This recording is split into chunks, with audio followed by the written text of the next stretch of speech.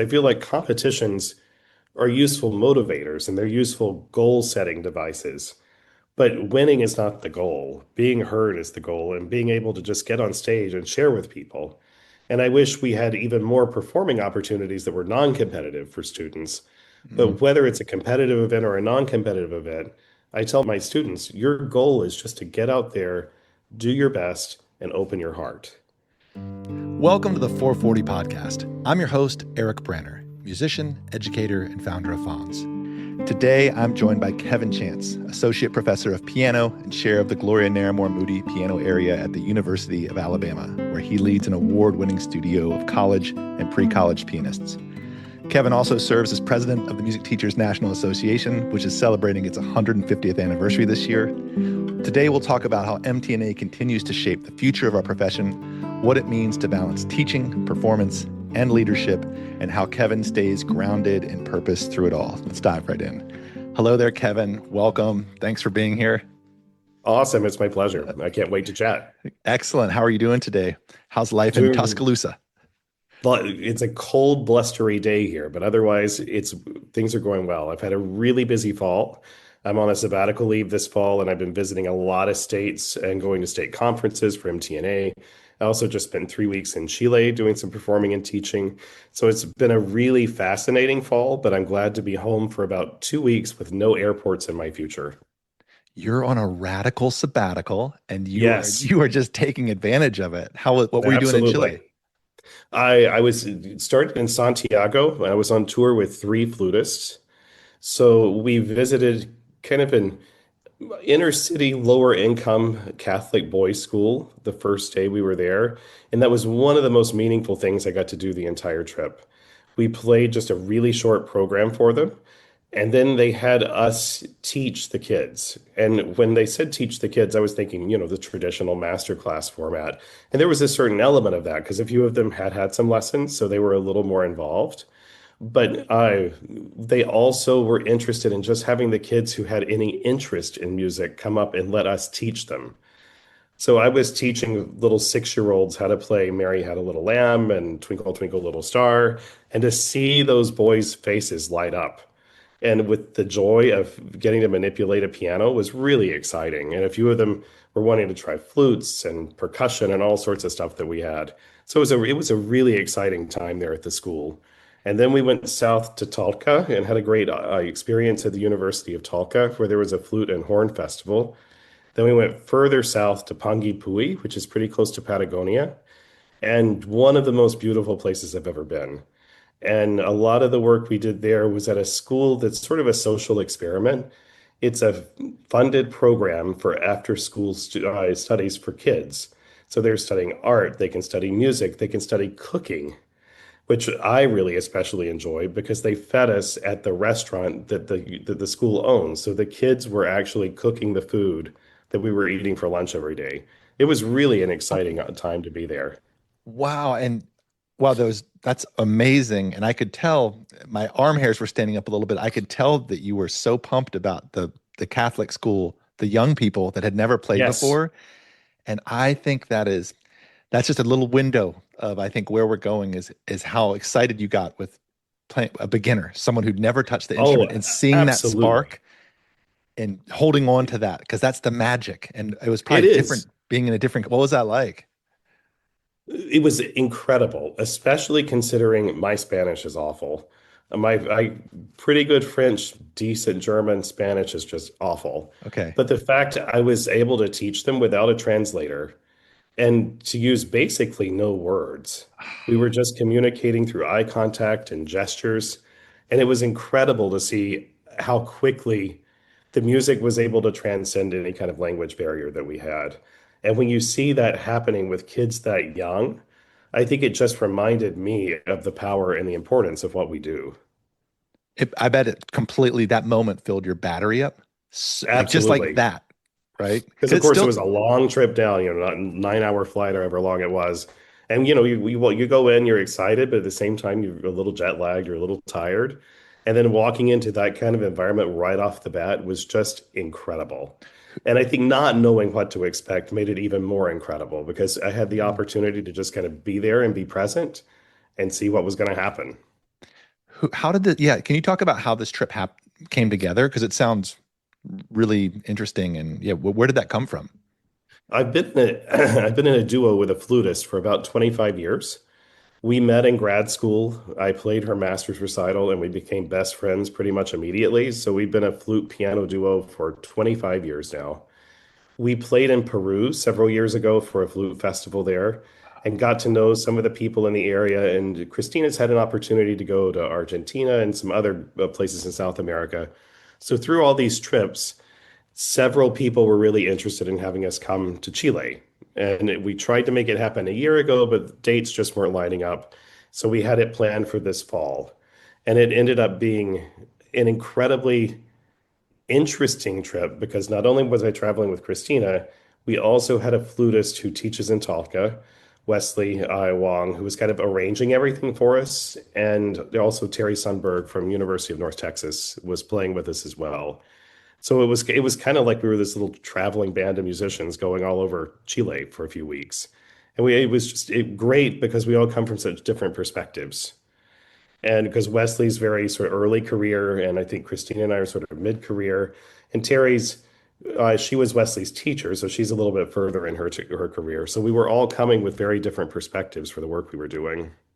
Wow, I bet everybody felt the same kind of energy though about how positive and restorative I bet experience like that is. Oh, absolutely. And the audiences were so responsive. I mean, we had really great crowds, and the feedback we were getting, I mean, that just continues to fuel your fire too, because when you get that response from an audience, where first of all, not only are they a lot of people coming, but the kind of reception that you're getting is so warm and so appreciative. It really continues to fire up our batteries because we all need that opportunity to be recharged sometimes and remember why we chose to do the work we do. And what kind of repertoire was the most electrifying to people? What were they responding to? But I found really interesting is jazz is really not a big part of the culture. What? And Christina and I I know, I was shocked. It's just Okay. not such a thing down in Chile in particular. They have a lot of folk music, which certainly has its own kind of rhythmic Yeah. traditions, et cetera. But jazz is not something that the audiences there kind of instinctively know. And one of the pieces Christina and I played was a commissioned sonata that was written in memory of her mom, and it's highly jazz influenced. The second movement's called Elegy in Blue, Oh, and it seems so exotic to a lot of them. And some really gravitated towards it, and some were like, I have no idea what to think of what I just heard. But then they loved the wow. French music that Wesley was playing, and Terry did a tango by a Danish composer. So it was kind of this interesting cultural mix of something coming out of their region that was being interpreted by a Danish composer. Oh, And wow. yeah, and talk about intimidating to start playing tango in front of some Chilean and Argentinian people. Yes, yes, I've been there. Okay, Yes. cool. Well, I this is a great jumping off point, and I'd like to go back a bit. And there's three things that I really want to make sure that we touch on today that I think could just really be impactful and helpful to people. One is to talk about your work as a performer, two as an educator, and three your leadership role. And it's been a Mhm. really interesting theme that's come up with a lot of people that I've talked to. There's usually these three buckets that kind of make this complete musical life. And what's so cool about them is none of them are the same. They're No, all like these little different things. And from what you just said, I got it. You were somebody you got recharged by adventure, and it was that moment when you were the person who you met a stranger in another country, and you were able to communicate without language, and it reminded you of everything that you're doing. Like that's the teacher's heart, and so that is something that I think is maybe a little bit rare. Is a lot of time at the high level teaching, the college level, is the person who still just goes crazy by a young person touching an instrument for the first time. yeah, This is your makeup, right? And so I'm a little bit of an odd beast yeah, which because puts you in a really good spot for yeah, what you do. absolutely. I've always been very committed to teaching pre-college. I've loved my college students. I love my position, and I wouldn't trade it for the world. But I'm very willing and eager to teach any student. But when I was teaching pedagogy, I would always say, I'll teach any kid, but I won't teach the kid of just any parent because I really feel like parental support is such a big part of the success equation with teaching younger students because they need the support at home, they need the guidance at home. And my youngest student right now is 5, and my oldest student is probably in the mid 30s to 40. So Wow. it's so exciting to get to teach such a huge range. And my little 5-year old is just so she reaches for the piano as soon as she comes in the room every week for her lesson, and she just loves the experience of playing. And to see that next to a doctoral student who's played their entire life and really doesn't know anything else, the two really inform each other in pretty profound ways because often teaching those fundamentals to the little kids really can help build the fundamentals that have either been forgotten or are missing from some of the more advanced students that we work with as well. That freedom. And what can you say what you said? I'll teach any student, but uh, say that again. Yeah, I I'll love teach any student, but I won't just teach the student of any parent. Because when I do interviews, I'm interviewing the parent more than I'm interviewing the student. I love that, and I'm co-opting that effective immediate. That's so good. And Yeah, that's take the it. Feel reality. free. Yeah. That is. Would you mind going back a little bit to? I'd love to hear a little bit about your formative years, maybe just an overview of your path to where you are as professionally and what it was like for you as a student, where you grew up. Can you tell us a little bit about your musical journey? Yeah, I grew up in very rural Alabama. I mean, there are like cows and stuff are not too far from where I grew up. And my mom always studied piano. She considered being a music major, I think, at one point in her life, but also wanted to be a teacher. But back in the 60s and 70s, obviously, there just wasn't a lot of money in teaching. So she decided to become an accountant, which was probably the best thing that could have ever happened for me or for my brother because she hated her job. And she said, I want the two of you to be happy, do whatever makes you happy, because she dreaded going to work every single day. But at the same time, she knew enough about music to see that I had talent. Because I would come home from church on Sundays and start playing the hymns by ear when I was maybe 2, 3 years old. So I started having distance lessons before we ever knew what distance lessons were. On Saturday nights, my mom would call her piano teacher in Troy, Alabama, which was about 3.5 hours away from where we lived. And she found the longest phone cord she could find. So she pulled the phone 3 rooms away to where the piano was. And she would sit on the phone with her teacher and basically just parrot whatever Ms. Irvin was telling her to say to me. So these were my first piano lessons. Whoa, with the And long yeah, cord and everything. I remember it the was long wild. cord. Yeah. And when we would go visit my grandparents, I would go have a lesson in person with her. And I use the word lesson very loosely here because she was really intuitive and she knew I was a really young kid who had some kind of talent. And she was just trying to get me to understand the joy of music. It was a lot of experimenting with sound at the piano and a lot of experimenting she was great at images and she was a very visual person. So not far from my piano, I have framed where she drew the circle of fifths for me when I was probably 5 years old. But she used colors to show all the different relationships on it and to show distantly related keys, et cetera. She was an incredibly creative person.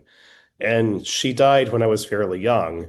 So I hate that I didn't get a chance to talk about a lot of this that I now know about music with her and get her thoughts on it because I would be really fascinated to hear about her training and where she came up with a lot of ideas that she had in her own teaching. It sounds creative. It sounds like Oh, it she was came from a incredibly place of creative. like then that wasn't the norm for pedagogy at that time. That sounds No, what a gift that you she got. it was incredible. I do know she studied with Percy Granger. And that was, I mean, now I just played the Greek concerto again with an orchestra here in Tuscaloosa last April. And knowing that was one of his big pieces, it was interesting.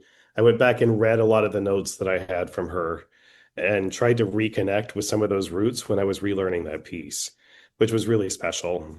Did she live long enough to follow your career professionally?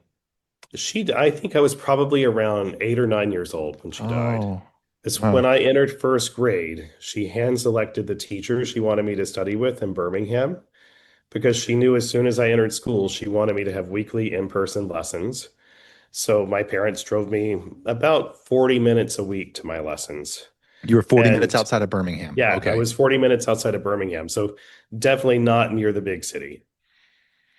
Wow. And then so by the time you were 8 or 9, you'd played for 4 years, but you'd been touching the ivory since you were 2.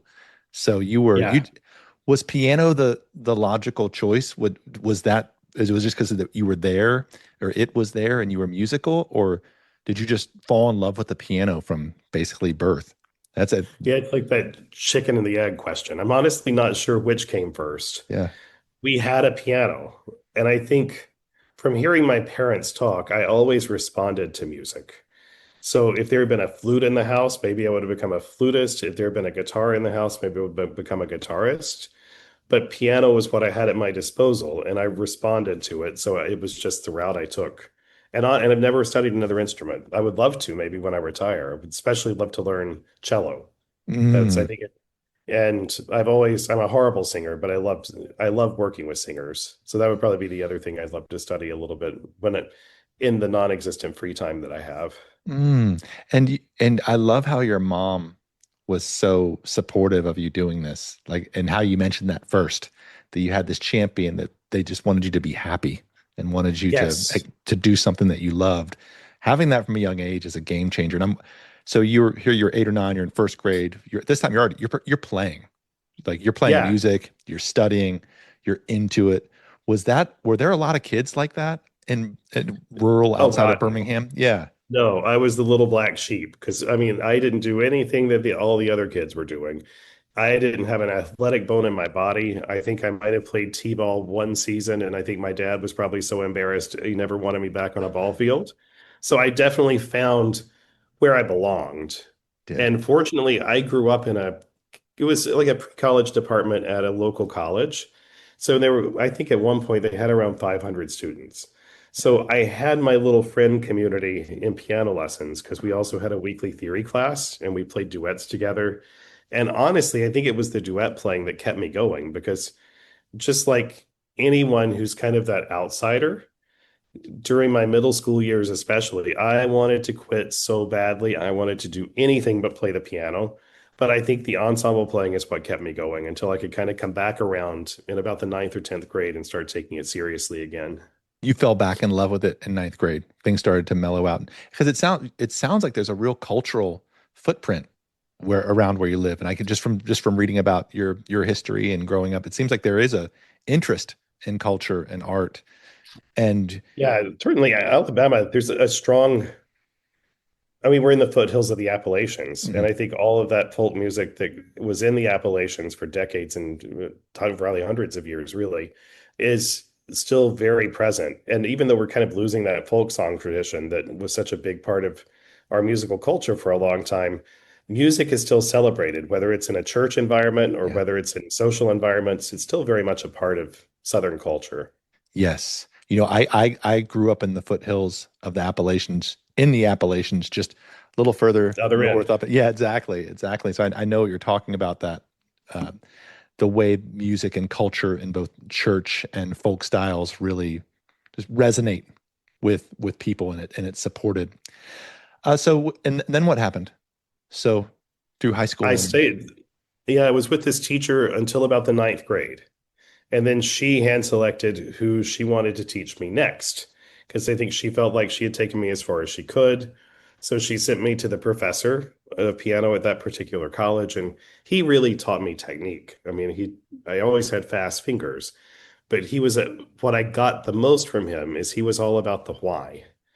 Everything in his teaching was not about telling, it was more about explaining and having you be able to explain to him changes you were feeling in your body with different alignments, say of like the hand and arm and wrist. So it's really helped my teaching because he had me really trying to build my kinesthetic awareness at a very young age. And I think it's helped my teaching because I'm all about the why with my students. And my goal is to teach myself out of a job because I want my students to become independent, not force them to be dependent. Because the last thing I want to do is produce a cookie cutter of myself. you And want to I set stayed them with on their them journey. absolutely Yeah. because I think it's part of if our goal is to have our students be dependent, how are they ever going to develop their voice? And ultimately, we all want to, whatever instrument we play, it's about expression. And it's if you don't identify your voice and what you're doing, your sound, your sense of rhythm, your sense of timing, your sense of how to shape a phrase, all of that. I mean, yeah, there's certain parameters we work within for all the different styles, but ultimately it's the beauty of what we do. There are as many different ways to interpret a work as there are musicians in the world. Because how we make all the black dots on the page come alive is where our individual voice comes out on stage. Hmm.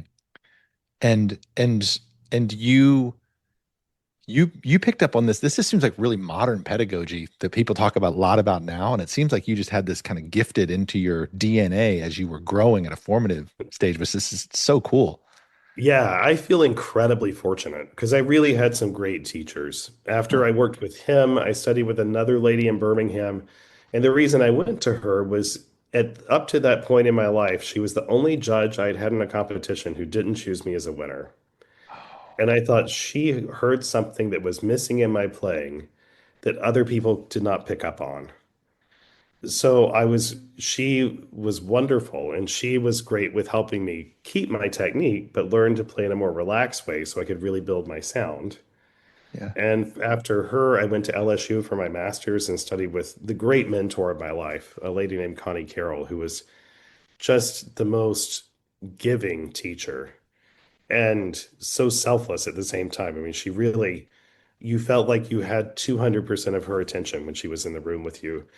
Hmm. And still, she's in her 90s now. And every time I play, she's in the back of my mind because all of her, the little maxims and the advice she would give and the little reminders to listen. And every time before I would play a recital, her last words were always be beautiful.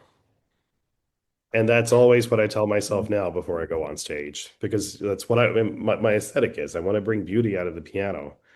And I wanted to stay with her for my doctorate, but she said, if you apply, I'll reject you because you need to leave.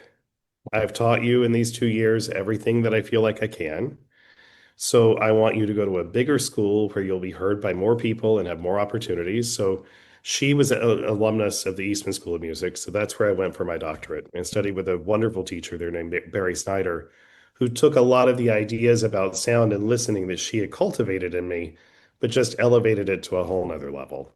Wow. It sounds like the through line of your education is a lot of compassion and creativity and focusing on the things that really matter. What's interesting is it sounds like you were a competition player. You're like a kid winning Yeah. competitions, but nothing that you've talked about has seemed like that was the focus of it. It seems like that was just kind of the result of this really great. Your heart sounds so full when you describe this. Yeah. And it's how I really want to treat my students. I feel like competitions are useful motivators and they're useful goal setting devices. But winning is not the goal. Being heard is the goal, and being able to just get on stage and share with people. And I wish we had even more performing opportunities that were non-competitive for students. Mm. But whether it's a competitive event or a non-competitive event, I tell my students, your goal is just to get out there, do your best, and open your heart. Because every time we do it, your goal should be to have less of yourself involved in the process so that we become a vessel for the music rather than try to have ego get in the way or hear those negative voices that we all battle occasionally with telling you you're not good enough or, oh my God, you idiot, why did you miss that? I mean, those were really bad gremlins I had in my head for a while. And it took a while to work them out. And just by playing a lot did I do it. And it's why I really encourage my students to be on stage as much as possible. To because those voices, so you actually discuss those negative thoughts, that friction that comes up in the student's mind, and you're like, that's just life. So It is. the It's way to reality. iron it out is to do it and to And I just tell them, if you're not nervous, you're in the wrong field.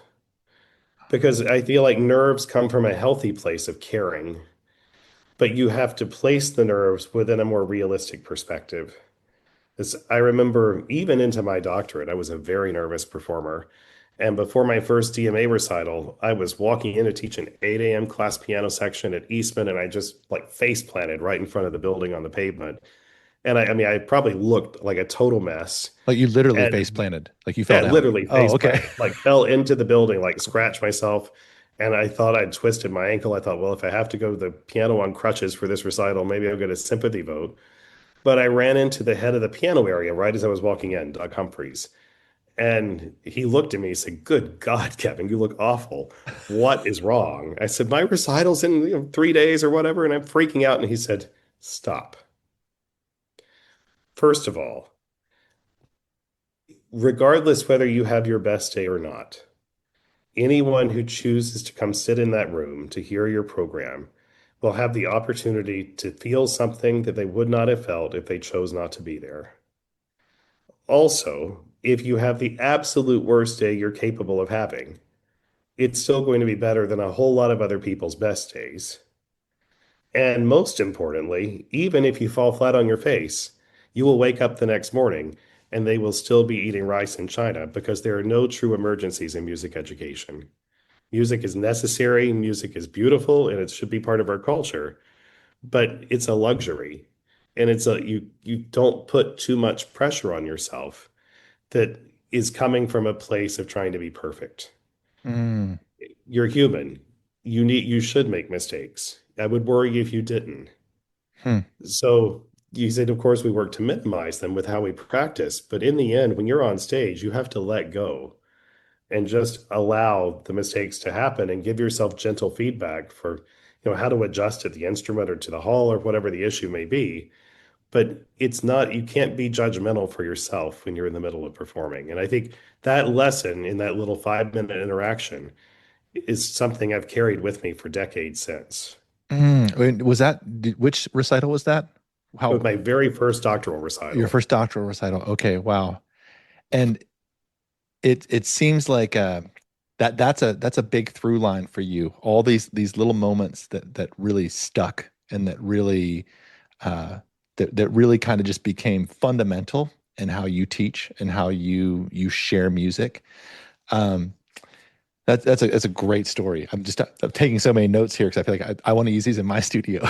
Yeah, the thing I feel like is so great about all of these moments we have, we don't even know they're moments sometimes. No. And it's why I think we just have to learn to be present and absorb everything around us. Because a lot of these sort of pivotal moments in my life, I didn't realize how much they had affected me until years later sometimes. Mm, When, you have a minute to reflect and you think where you've been and where you are and where those, because nothing in my life typically is linear. I mean, my undergrad degree is actually in English, so I oh, certainly had beautiful. some bypasses along the way. Yeah. But when we look back on it, most every interaction we have in life in some way is contributing to who we are. And if we're just present and live in the moment, I think that's when a lot of those moments are allowed to really plant and then grow Mm, later and show you how you've been influenced by all these wonderful people who've just dropped these little seeds into your life. yeah. Yeah. And there's something I'm picking up and just talking with you is there seems like there's a lack of, not a lack of, there's a less focus on the ego about being a musician. And I think I'm kind of scratching at the surface of just getting to know you is it's less about I'm a great pianist. I'm a great educator. My students crush these competitions. And it's more about, it seems like it's more about the music. Like your ethos Yes. is really believing in the music itself. And you keep coming back to this idea of presence and the journey and the kind of compassion behind it. It seems like you're really spinning a real holistic, I hate to use that word, but it really is kind of all the real thing that music does, the big thing, which is make you a human being and expressive and capable to, like you said, pull those black notes off the page and breathe life into them. And you actually buy into it, right? Because Yes. and you sound fresh about it. Uh, Well, and I haven't always been this way either. I mean, a sure. lot of this is how I've evolved, and especially Yeah. early on in my teaching career, I was really demanding. I still am demanding, but in a different way, Hmm. because I felt like I took it personally if a student didn't practice or if a student wasn't responding to what it was I was trying to do. And I remember, I mean, looking back, it's a miracle I didn't have a heart attack in my first job because I was putting so much pressure on myself to produce. And I talked to my mom about it because she was like, you got to chill. Like, you're going to have a heart attack. You got to, it's not. And then I happened to see this quote: the teacher opens the door, it's up to the student to walk through it. And that's something I really have tried to file away and always remember. Our job as teachers is to keep opening doors and keep guiding, but ultimately we all have an individual path we have to choose. And it's also been very much a part of my playing too, where I've had to learn to just step back from it and be practice in a way that's intentional to get the best results that I can. But I'm a pianist. I have to deal with a different instrument every time I walk on stage.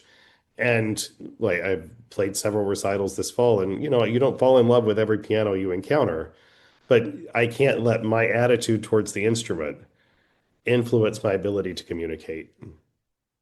And that's where I try to focus on the process and then focus on the expressiveness of the product, not the perfection of the product. And Mm, that's also how I try to frame my teaching. I like to be a very process-oriented person because obviously we want the product to keep getting better, but a performance, I mean, you can be a perfectly B minus talent, but if you learn to practice well, you can perform at a good, solid A level. hmm, And that's what I think is so important for a lot of my students to hear because I think they perceive what they do on stage as having so much of their worth in it. that's Because it. we identify so much as musicians and we tend to put so much of our personal worth on how well we perform on a given day.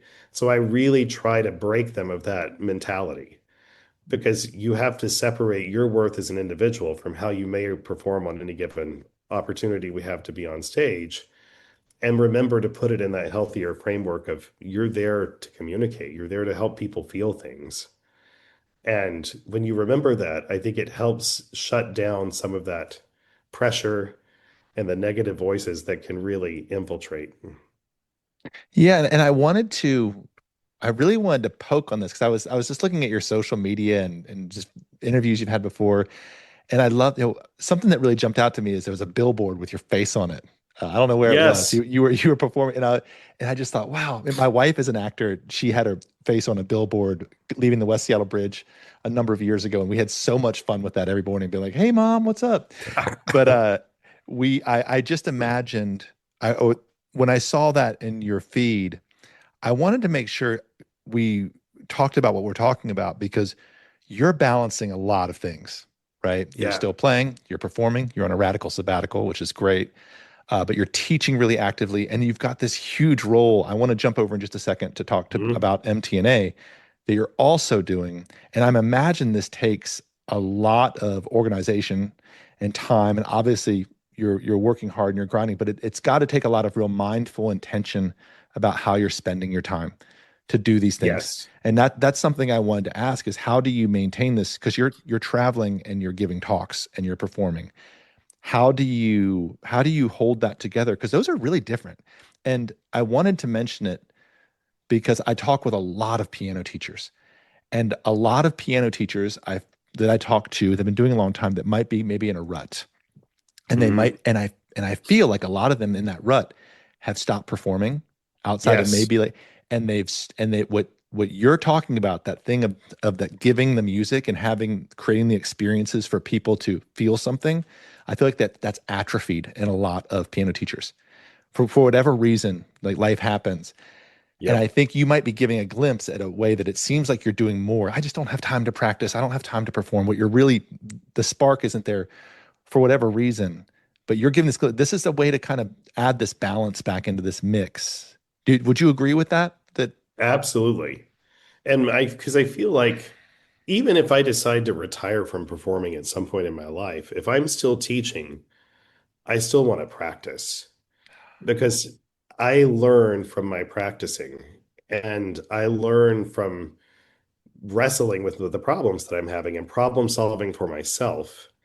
And I've often learned things about from my students when I've solved their problems that I can bring into my own playing. But more often, as I'm dealing with my own problem solving on a daily basis, I'm able to help them go through the process and become good problem solvers on their own, whether they're 5 or whether they're doctoral students.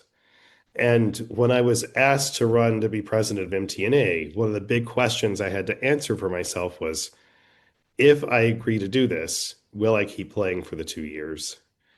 And that ultimately became when I agreed to run, I said, my deal with myself was, you will absolutely keep playing.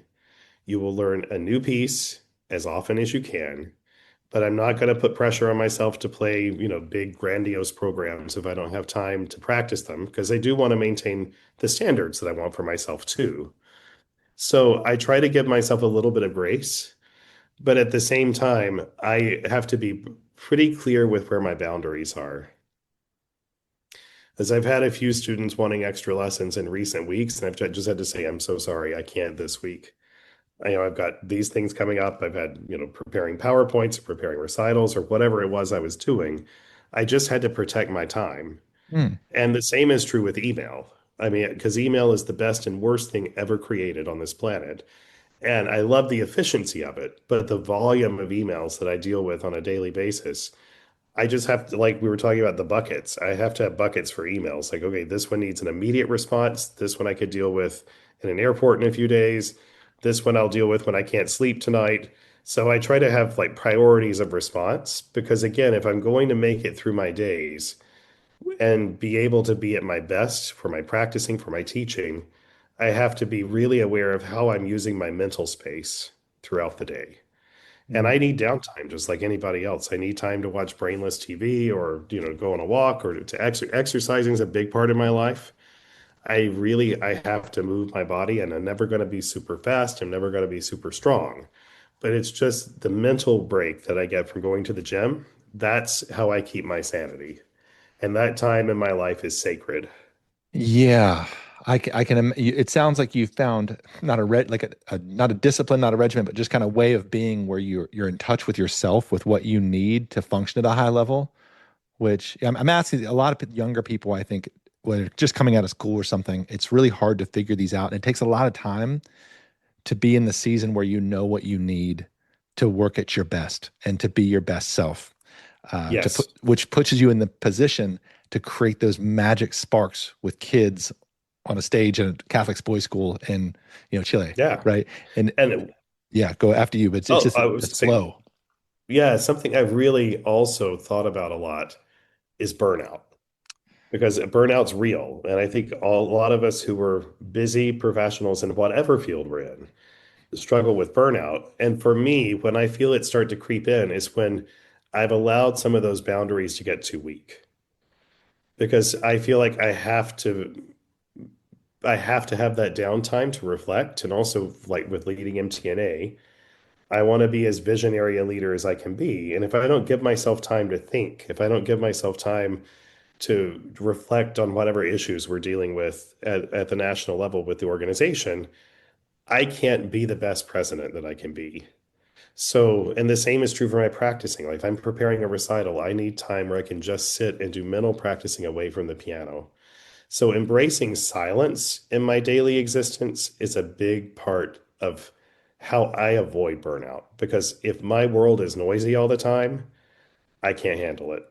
I have Yeah. to have time with no televisions, no radios, no cell phones, where I can just sit for an hour or 30 minutes, however much time I have. And sometimes it's just 2 or 3 minutes. But regardless how long I have, I try to maximize the space that I have. Mm. I saw I think it's Ian McEwan who wrote Atonement, the author, and he was describing that same thing in his creative process that you just said, which is that the world needs silence and it needs people need to be able to get away. They need solitude. And if you're online, you're not in solitude. You're just No, not. You're connected. You're it's a false reality of it, solitude because, and I think it's why we have so much more anxiety in the world right now. Because social media is a wonderful thing, and there's a lot about it that I love. But when I'm scrolling on social media, I'm not alone. No. I'm living with all of those people. I'm scrolling through feeds and pictures, and that is not quiet time for me. That's a very active time. And I fell into the trap of thinking that that was alone time for too long or quiet time. So that's why I've learned to move away from my phone as much as I can when I'm trying to embrace those quiet periods during the day, because it's too tempting to pick up and start scrolling. And for me to quiet my brain, I need to be away from that stimulus. Do you schedule your days and your weeks out pretty like do you create time for practice or do you are you more free flowing in how you go through your days and your weeks? I know when I work best. I know I'm not a morning You're a person. night owl. Yeah, Yeah. I'm a I s- night read owl. that. So Uh-huh. in the mornings, that's usually when I like to sit and think while I'm having my coffee. And I like to just be in a quiet part of the house where there's really beautiful light in the little corner that I like to sit in. And I try not to be buried in my phone. I just look out the window. I listen to the wind chimes because they're going today, as I mentioned when we were chatting before we started. And that's where I try to find that inner peace to start the day. I normally start teaching around 11 and either go to the gym just before that or I go to the gym during lunch. I wrap up my college teaching around 4, and then I typically have my pre-college students until about 6 or 7 at night. As I feel like if I teach much later than that, that's when I start losing practice time. Because usually I come home and throw something on the stove or warm something up, and while it's starting, I go practice. So, and my deal with myself is once I've practiced, I can eat dinner because I do have to bribe myself. I'm definitely not perfect and I don't love to practice every day. Oh, And if there's a day when I just don't have the mental capacity, I let myself take that night off. you do. Huh. Because I've learned when I tried to fight through that, that's another time when burnout was coming in. Because I think learning to be self-aware is one of the most important things as musicians we can do, Mhm. and understanding our cycles and how when our brains function best for all the different activities we have to do. I don't think I could teach a lesson at 10 o'clock at night anymore. I used to like to teach late, but not anymore because that's moving towards that quiet time of the evening when I like to kind of wrapped up my practicing and be able to reflect on it a little bit more or watch TV. It's when I kind of start the downward spiral of the day. Huh. And so you practice after you've been teaching all day. So you've Yes, been, how many students do you teach right now? I typically have between 18 and 20 college piano Oh my majors. gosh. And then I try to keep my pre-college studio to around 10, but I've had 12 for the last few years. So I keep trying to scale back, but we need teachers in Tuscaloosa desperately. And there are not a many cities I've visited and all the traveling I've done where they say we have too many pianists, too many piano teachers. No. As I mean, we have a university with 42,000 students. That's a lot of faculty and staff members who want quality education for their students. There's also a Mercedes plant near here, so there's a lot of German residents who come over and want good arts education for their kids. Wow. And if I encounter a kid who has that hunger, I can't say no to them because I Yeah. don't have anyone else sometimes to send them to because everybody else is full. So I'll try to carve out whatever I can to be able to teach them because I think access is something I want any talented student or any interested student, Mhm. regardless of talent level, to Yeah. have. Wow, that's a lot. And you're obviously really into it and you feel and you've got this purpose behind what you're doing that you keep coming back to. But Yeah. that's a big studio. That is a lot of contact time Yeah. considering everything else that you're doing. And that's It's my identity because I identify first as a teacher oh, and probably next as a performer. Because in administration is never something I've identified as, but I guess people saw that in me. yeah. And I've been encouraged to take on more leadership roles, but it's never been something I've sought out. It's Huh. been every leadership opportunity I've had have been things that have just fallen in my lap or I've been encouraged by other people to pursue.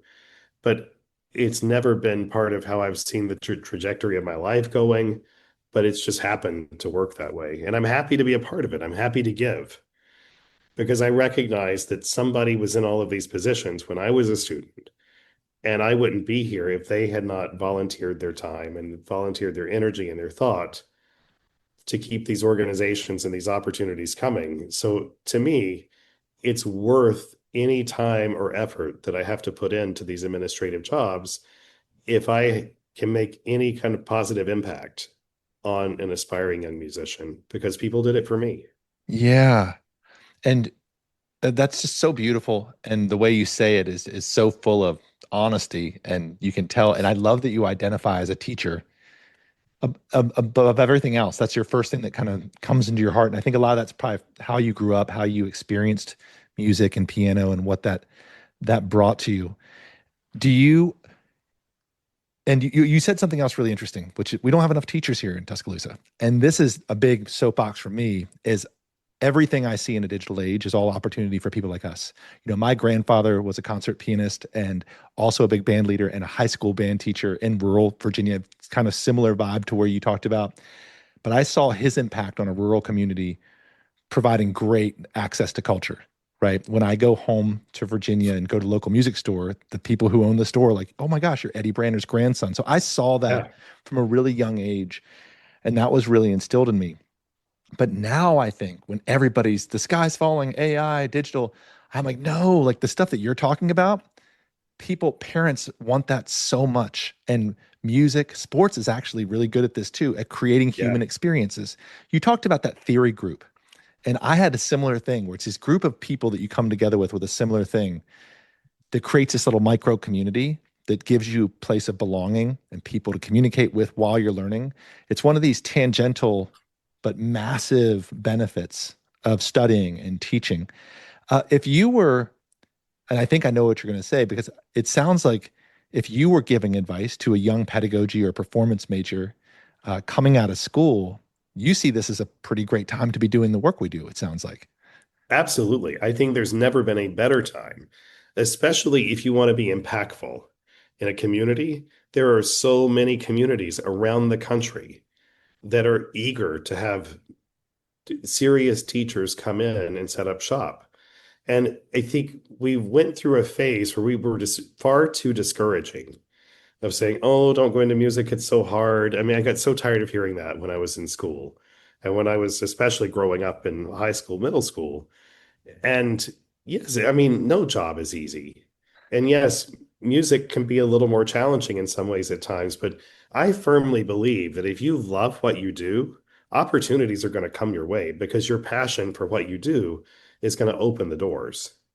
And as a young teacher in particular, when you can start seeing the impact you as an individual can have on a whole community of people, it's incredible. Like there's Linda Liebeck Robinson is someone who really inspires me. She lives in Unalaska, out in the remote Aleutian Islands of Alaska, and she flies in a piano technician from the mainland, and she's had to bring in pianos. I mean, it's incredible what she's done.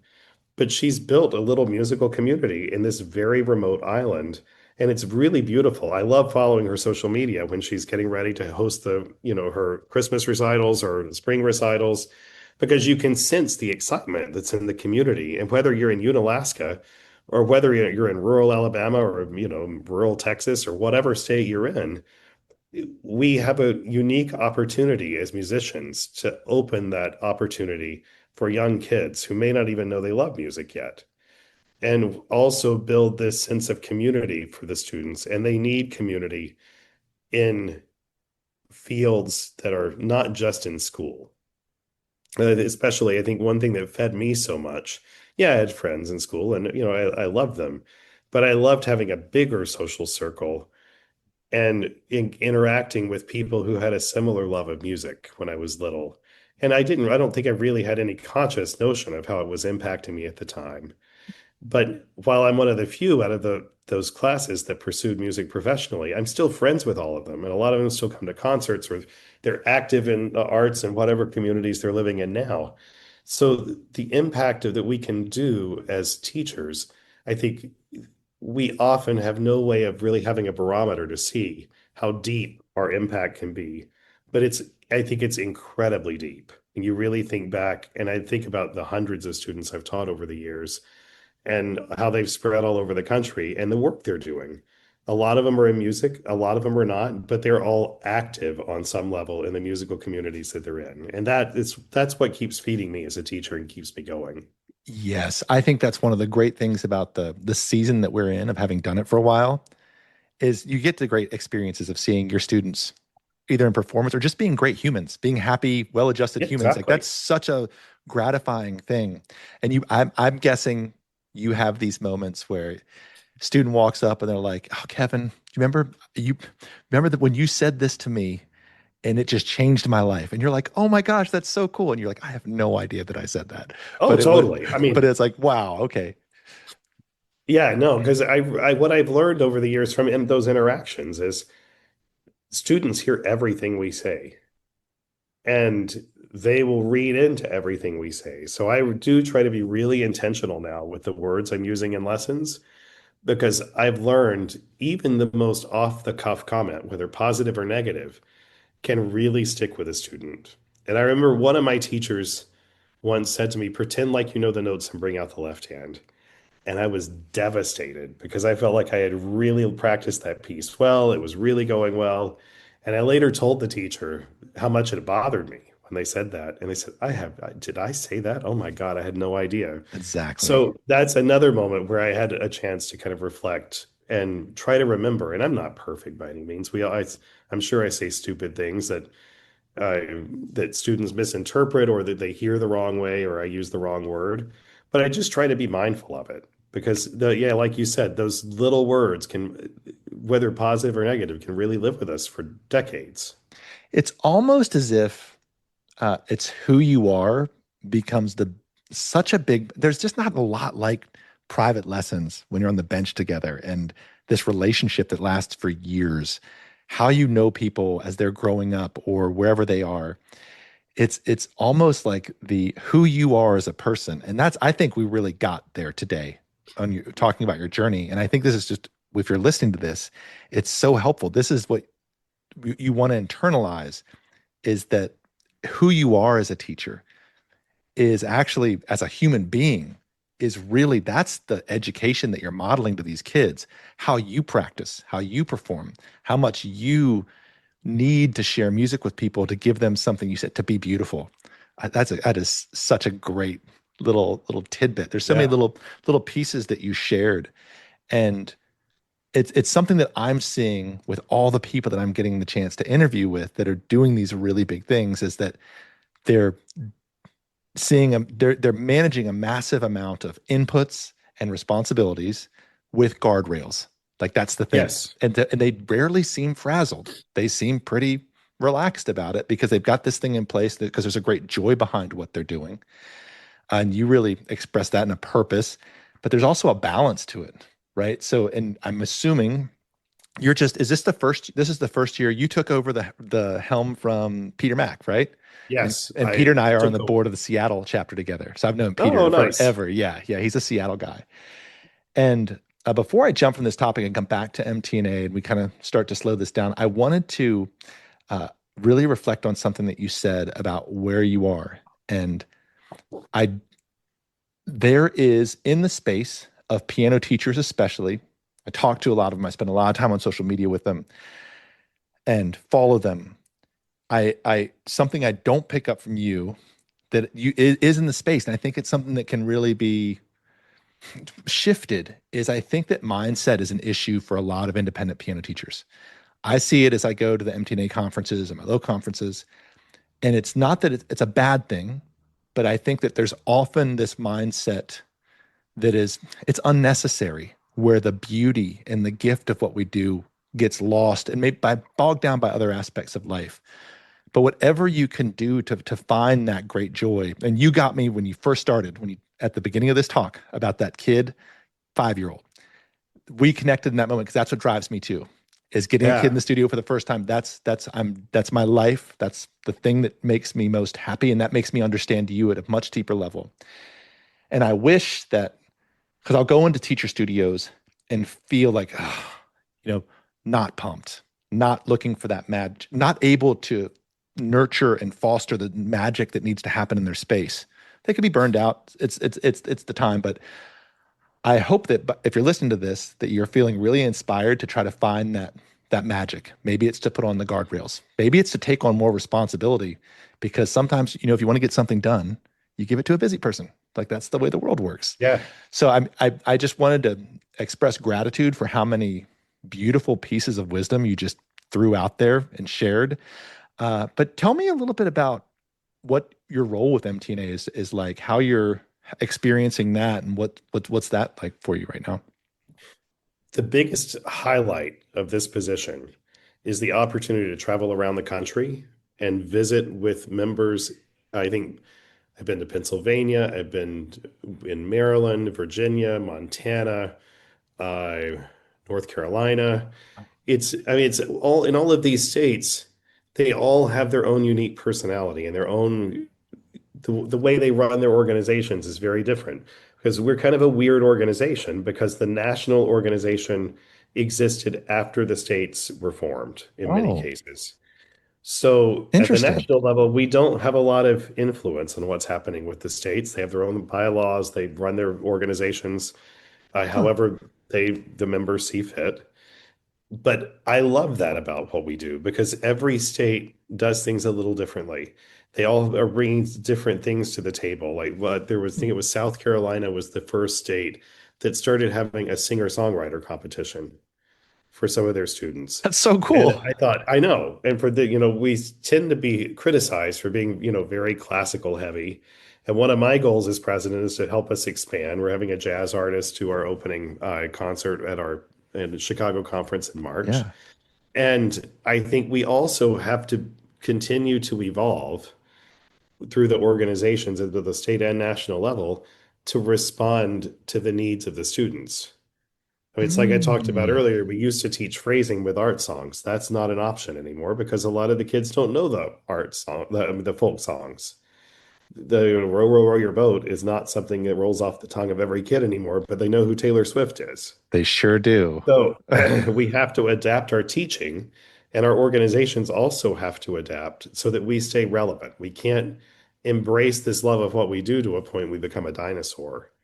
Because I was just in Virginia over the weekend, and I had so many great conversations with so many of the teachers there. And I really loved a conversation I had with one lady in particular because it all came, she did not have a music degree. And so I think for a long time felt inferior because of that. But she went through our certification process that MTNA offers to help educate herself when she started teaching. And her background is she's done church music. She worked in for Dolly Parton Entertainment at one point in her life and was a singer. But I think she was 16 when she was first working with Dolly Parton.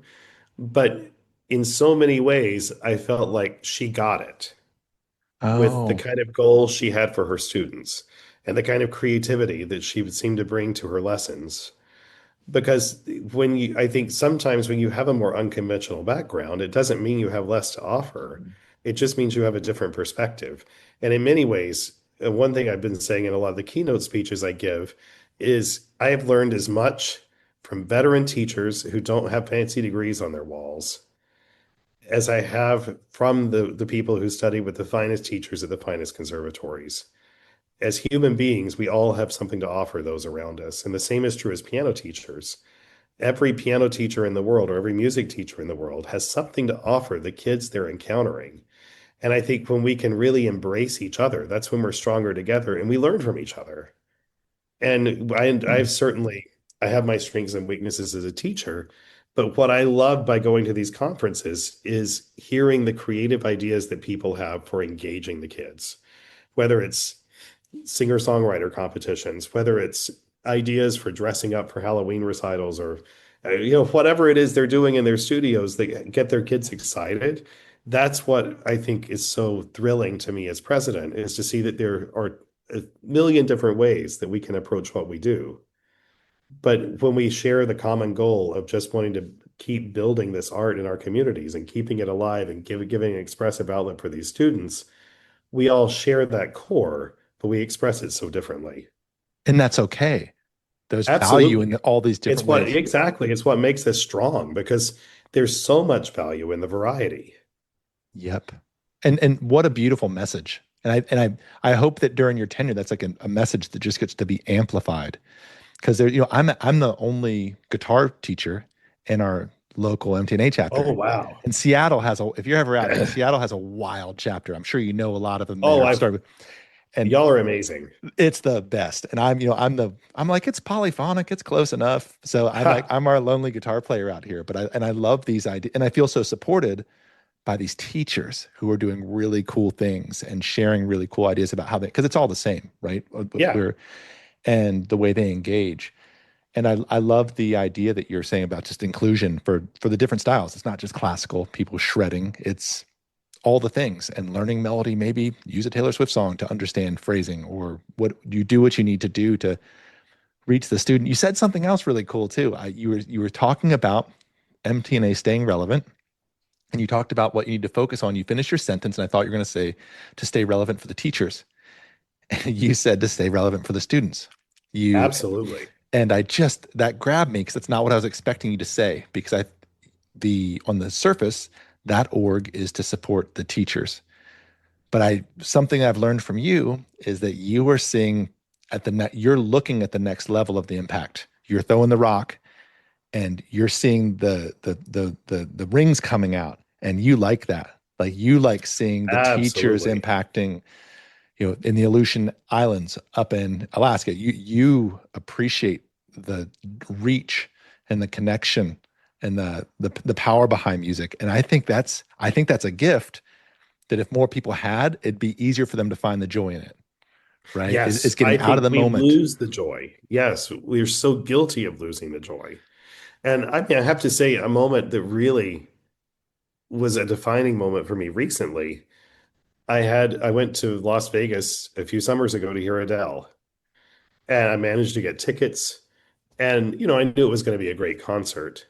What I didn't know is that I would walk out of that event saying it was the best concert I'd ever heard by anyone. Classical, pop, didn't matter. Because what she gave us during that 2.5 hour concert, every word and every note had meaning and came from the pit of her soul. And I thought, I wish every single one of my students could have been here. And I wish every MTNA member could have been here and all of the students were teaching. Because when you feel something like that and that level of musical commitment, that's what it's about. So to me, music is music. It doesn't matter the genre. It's communication. Have And I've oh had, wow. Sorry, you just made so keep going. Yeah, I didn't mean to interrupt you. no, It I was just just it saying just got me. I've had a lot of students who were good classical pianists, but they were great jazzers. Yeah. And I'm glad I could have some influence on them. But when jazz was where they wanted to go, I was happy to push them to somebody who could help them move in that direction more than I can. Because jazz is something I love, but I would never pretend to teach it. And Mm. so I think, again, it's also about knowing our individual strengths. Because I get better by listening to a huge variety of music. I don't just listen to piano music. In fact, I probably don't listen to enough piano music anymore because it's Mm. what I hear all day. Yeah. So I love really expanding my horizons by like Leve is one of my new favorite artists.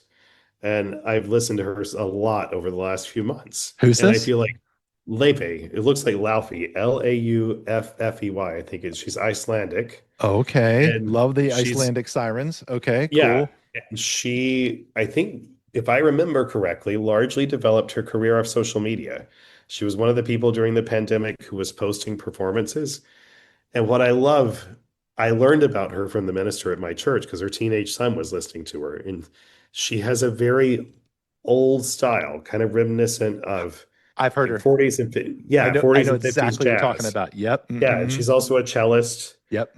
So she really blends all these different styles of music, I think, in incredibly beautiful ways. And I love that she's reaching a new generation of young people because they think this is a new sound. But it really is just a reinterpretation or a reimagining of what of music we've loved for decades. She's a vessel. Yes. And a Yeah. proponent. Kevin, I have to tell you, when you were telling the Adele story, my daughter's first concert that I took her to when she was 7, I took her to see Adele. Oh, wow. And I mean, she had a fabulous dress on, and she's in college right now, and it was a night that we shared together, and it was the same thing. And Edie Yeah. was sitting there. We were in the arena, and she spent the whole time doing this. And I was like, "What's going on?" She goes, "She's singing to me," because Adele was so Yes. good at doing this. Edie thought that she was looking through the crowd and connecting directly to her, and so she just waved back, this like little 7-year-old kid. And it was one of my favorite experiences in my life. Like I was like, "There's no, you can't put a price on those tickets or that No. experience." And you're correct. It's one of those things. It's a different level of absolute, just crushing expression and commitment, like you were saying. So, as you were telling that story, it was bringing back the feels that of my experience too. So I know exactly what you're talking about, and I really love. I love the fact that my list of questions that I had to ask you today, we haven't talked about any of them, Oh, I love which it. which is That's my great. favorite. Brilliant. This is, and then there's Yeah. so many great things that came up, and so many great things that you shared. But something that I want to point out is you your willingness and your interest to listen to new music. My pet peeve in human beings are people when you meet that are our age that haven't listened to new music since college or high school. And It's I'm like, awful. there's so much good music out now. There's so much beautiful music. And what happened in your life that you stopped being interested in consuming new art? And Well, and I tell my students a lot too, listen to not like things. Because well, yeah, we oh, love to find a new artist that we love. But I also love to listen to artists that don't resonate with me. Because what I love to question is why. What is it about their aesthetic that's not feeding me? What is it that I'm not connecting with? Because I feel like that helps me better understand what is my aesthetic? What are the things that really get my juices going? And I think I learn as much from hearing performances or performers that I don't love as I hear from the ones who really inspire me. So that's why I say all music is valuable. And it's just like, sometimes watching a bad movie can make you appreciate a great movie you see a few days later. And we can't love everything in life. And I think it's, one of the things, not to get on a political soapbox, but one of the things that I think is very wrong with our society right now is we're so polarized. yeah. And the whole idea of how society works is when we meet in the middle and we have these conversations about things we may disagree about. And I love having a really spirited conversation with a student about a pianist or, whatever we may have heard that one of us liked and the other didn't. Because to me, that's where real teaching can happen because they learn more about what I'm hearing. I learn more about what they're hearing because both are legitimate perspectives. Mm. And talking through the aesthetic that we're individually coming from helps us understand each other more. And you're able to ask a colleague why. Okay, Yeah, exactly. here's why I see value in a Taylor Swift melody. Why do you hate Yeah, her? You know, exactly. what is it that you just hate so much about that Well, sound? and I think a lot of people too, I think we are, as classical musicians, too fast to discount popularity because Yeah. there's a lot about Taylor Swift that I think is really remarkable. The more, because my nieces are big Swifties, so I've learned a lot Okay, about yeah, from them over got the it. years.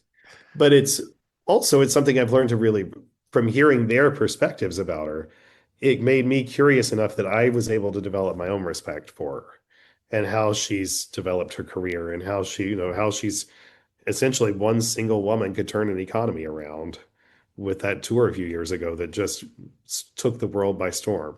And how much she gave back. Exactly, because she took care of her musicians and all the people working on the tour. That's when I really fell in love with her. Yes, and I think she's someone else who values the ripples from throwing the stones. Yes. I think that's a thing that drives us. You know, for me, it's as simple as if a student calls me from college that I've taught from the time they were a little kid, and they want to hang out over the break. That's all I need. I'm like, this is, and they want to come over and hang out with my kids and see. Yeah. I'm like, Great. that's it. That's the coolest thing ever. You know, something I know you have plenty of stuff to do, but something that I think would be of massive value if you're ever looking to do like a podcast or something, or as simple as sharing a playlist of Oh, like, yeah. here's what the president of MTNA is currently listening to. And yeah, you might need a talk track over it to be like, well, here's why I'm listening to this. This is what I find interesting about Laufey. This is why I think because I think if a teacher, this was one of my gifts, is I'm like you, I loved new music. So throughout my Hmm. teaching career, a student could bring something in and I would be just so jazzed about it and so Hmm. interested in it. And um and see the value in it in education. And I think if more teachers could do that and be put their finger on the pulse of what's happening now, they'd be so excited because their students would get so lit up to be able to say, Yes. yes, we can move this into our repertoire. Here's why it's valuable. Here's this art, just understanding those artists. So not that you need anything to do, but I'd love to hear a Kevin Chance power playlist. I'd be curious to see what it would actually look like because I'm all over the map with stuff I listen to. So it'd be interesting to see what popped up. Yes. That made me think of something else. I completely lost my train of thought about it. Oh well, if it comes back, I'll share it. Well, it's all everything you've shared today has been so authentic and so helpful and so completely different than any conversation that I've had so far. So Cool. I just thank you so much for being here. I don't know if you have any parting words that you'd want to share, especially to as we go out and we talk to because younger musicians, people going out in the world. I think that your message of encouraging them, because I think we need a lot more too. And I think there's value in youthful energy. I think there's value in revitalizing yourself if you're midway through your career and feeling burned out. Take a radical sabbatical. Find that thing that fires you back up. And those are the things that we can take away from this talk. And and you shared some of that, but how would your any parting words for someone who either is entering this world or and getting ready to take that dive or just needs to recharge and reignite that thing that interests them? Your voice matters. Your work matters, and your presence matters. As I think it's easy, what part of music teaching outside of K through 12 in the schools, it can feel very solitary sometimes. And I think it's easy for us to forget that the impact we have outside of the one-on-one interaction and the impact that's felt for, as we've talked about, that sometimes decades. And I think we all need to remember that even on our worst day, we are still making a difference in the students' lives when they walk out of our doors. And I was talking to a really good friend not that long ago because she was kind of down on herself about, she'd had a string of bad lessons. And I said, did you give them something during the lesson that they did not know when they came in? And she said, well, yeah. I said, then they had a great lesson. I mean, ultimately, I think we tend to put so much pressure on ourselves to be achieving these great things. And of course, we want to, and we want our students to. Mhm. But sometimes we have to take that step back and appreciate the really small steps forward. And even if you just take the time to hear what may be going on in a student's life, that maybe why they've not had a great lesson for a few weeks. I mean, things going on in their family or with a friend or a breakup or whatever it is they're going through. When we give a student an opportunity to be heard like that, it's also reminding them that their voice is important too. Mm. We're not just there, we're teaching the whole person. We're not just there to teach them the instrument because being a musician is about the whole experience of our lives. And I think, something I always try to really be present at the beginning of a lesson because I always start with, how was your week? How are things going? And I want them to be honest. And if they say it's not great, I'll ask some follow-up questions. Hmm. And, I'm not a therapist, but I'm happy to be empathetic as much as I can or sympathetic as is appropriate. And I'm also happy to send them to the counseling center at the university if it's something that's bigger than I can take on. Hmm. Because when we work in such a personal art form, Yeah. I think we do have to keep that in mind all the time. Yeah. Well, that's beautiful wisdom, and it's also a path to just enjoying your life, to doing this Yes. great work, and because it's so meaningful to be that person for anybody, to be the safe, trusted adult that's got some wisdom maybe they could share in a safe environment, non-judgmental environment. That's your relation to music. That's the key. I mean, you really shared a lot of of kind of the DNA of how you've put this thing together, and I really appreciate you doing that. I'm also really excited to see you at MTNA in Chicago. Yes. That's going to be really Yeah. fun. So I hope you're gonna. I know, and you all we didn't even talk about. You've got some new work coming out through Alfred through Yes. that you're pretty excited about, and I'm sure gonna be talking at MTNA. So if you haven't been to MTNA before, it sounds like this is your year to make the trip. If you're one of Yeah, those it's people a that goes to if the national conference is close to you, right? There's a lot of those people that are like, oh, I'll go if yeah. it's a 2 hour drive. But it seems like this might be the year to to take the flight and show up and make it be a big party. This is our big birthday party. So it's Okay. gonna, I hope we want it to have a celebratory vibe from the time it starts to past when we end. Okay. And I think if you've never been, this would be a great year to come. We're expecting great attendance. We had a record number of people propose to present, which is always a pretty good sign for what we're going to be looking for in terms of throwing a big party. So I Mhm. think it's going to be a really terrific 5 days in Chicago. And we hope to see a lot of new faces there. Because, of Yes. course, there's always those of us who are kind of the core group who are always there, but we hope people will be inspired to join us and maybe experience something they never experienced before, because the conference is great. But what I love to tell people when I first went to a conference, what I didn't expect was the charge I got out of being surrounded by over 1,000 other people who have the same passion and the same excitement for what we do that I have. Yeah, it recharges the batteries big time. Oh, totally. I mean, you Yeah. leave, it seems like an investment, and it is an investment. But the beautiful part of that investment is it you're going to leave charged for months after you Yeah. leave.